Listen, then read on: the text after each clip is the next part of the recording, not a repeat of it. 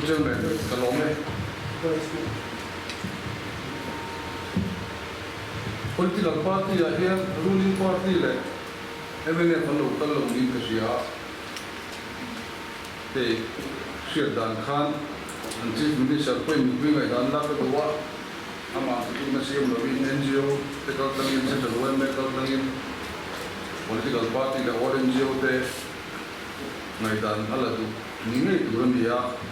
Mani party lo kan le oksi lo wa. An tiap thei he masih ni.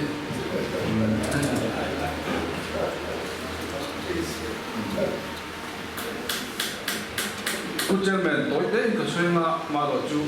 deh masuk berbeda dengan bangin. Mungkin pi cuawi kan saya juga, FCA empat setengah ni kuma. Itu waktu ini saya guru pada tingkat metingkan NB tu ka, labungul Bangladesh kami silsuri tengah azon dek cering sohian Burma ramli size itu. Rin Sohian, toy misal bela son, ay toka 7 kilometer sa huam sumring. Tu mangjuan forest act and pass keluar, anti tidak dan central na anekta kilometer huam sumai tahun berapa? Tu bang laudang dudung tayar kandang thengem dan angkat dengan thengem ilai dari rumah. Tu laya boleh indukon na koi mota kakasih tuju. Kha forest act and pass don laya. Mizoram Sarkari na ado dana ya do na bulan tu apoi tak jadi kerja. Change of kan enzer na sana depo. Kan tu main andu project di khada nam khan al usiam thido thokat mai tu nacho. Kami mami tul Bangladesh ram bicin le champai Burma hi asai lai ber kam kali nei roma asai lai ber ni kan na. Kada apoi kilometer zai tu boru na la tu ani pha kon dari jo ba. Julai tu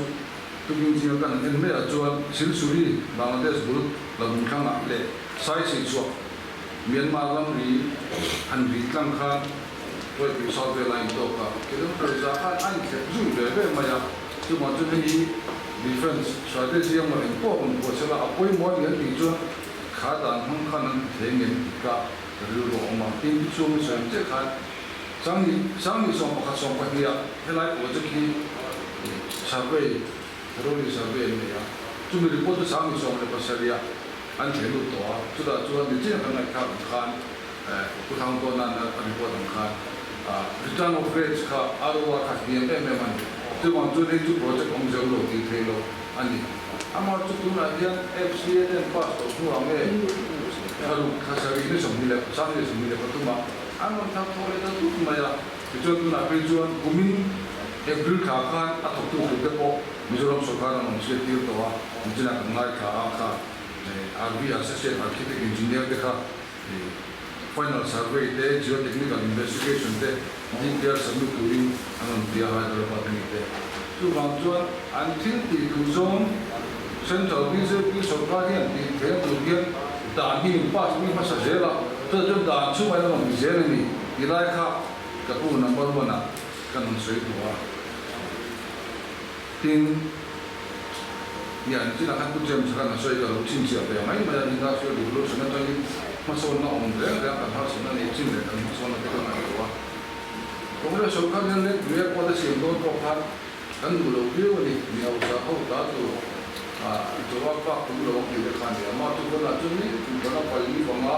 kami sampai dengan kalau doa kalau doa nanti kerana tuan dia kerja kan antara dua. Tin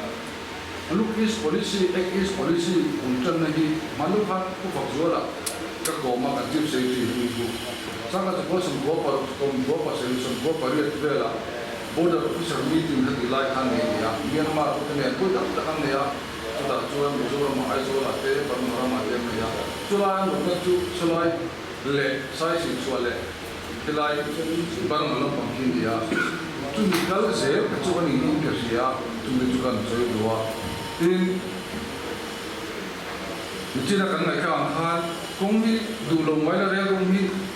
anu kita ini nak kalau kami kita dua, amal itu dicumpu juan dan angkat kan terbetul dua, social economic impact engkim ana sampai kan bui buah kan lipse ve tama kan enanga skim tu kan tan din kadinga tu jegan lo an ujong jonga an di zona fulong kadinga